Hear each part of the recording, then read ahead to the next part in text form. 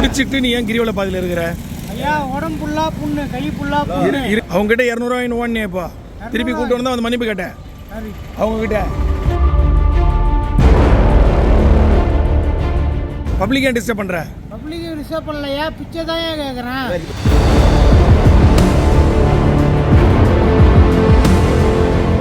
பஞ்சபூத ஸ்தலங்களில் அக்னி ஸ்தலமாக விளங்கக்கூடிய திருவண்ணாமலை மாநகரில் அமைந்துள்ள அருள்மிகு அருணாச்சலேஸ்வரர் கோயிலின் பின்புறம் உள்ள மலையை சிவனாக எண்ணி மாதந்தோறும் பௌர்ணமி தினத்தன்று லட்சக்கணக்கான பக்தர்கள் கிரிவலம் மேற்கொண்டு வருகிறார்கள்.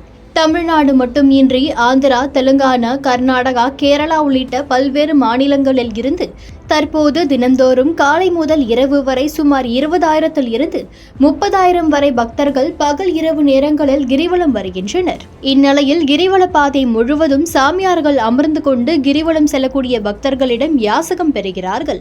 அது மட்டுமின்றி ஒரு சில சாமியார்கள் கஞ்சா போதையில் கிரிவலம் செல்லும் பக்தர்களை மிரட்டியும் காசு வாங்குவதுண்டு.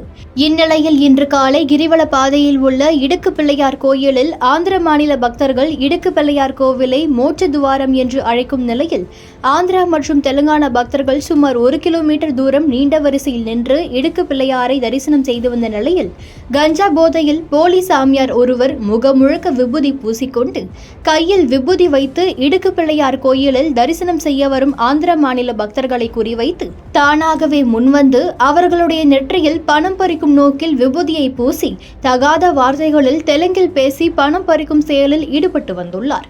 ஆந்திர மாநிலத்தை சேர்ந்த பக்தர் ஒருவரிடம் சில்லறை தருவதாக கூறி பணத்தை பெற்றுக்கொண்டு அங்கிருந்து சில்லறை தராமல் தப்பிக்க முயற்சித்தார்.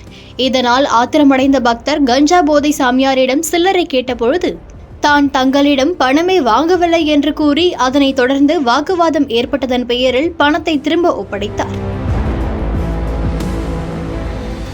கிரிவல பாதையில் மாநகர காவல் நிலையம், மேற்கு காவல் நிலையம், கிராமிய காவல் நிலையம் என 3 காவல் நிலையங்கள் உள்ள நிலையில் கிரிவல பாதை முழுவதும் 100க்கும் மேற்பட்ட சிசிடிவி கேமரா இருக்கின்றன.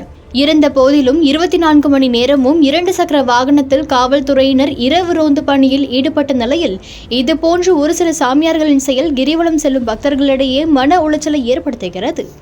ஆன்மீக பக்தர்கள் எவ்வித அச்சமும் இன்றி கிரிவலம் வந்து செல்ல மாவட்ட நிர்வாகம் இதுபோன்ற போலி சாமியார்களை கண்டறிந்து கைது செய்து உடனடியாக நடவடிக்கை மேற்கொள்ள வேண்டும் என்பதே ஆன்மீக பக்தர்களின் கோரிக்கையாக உள்ளது.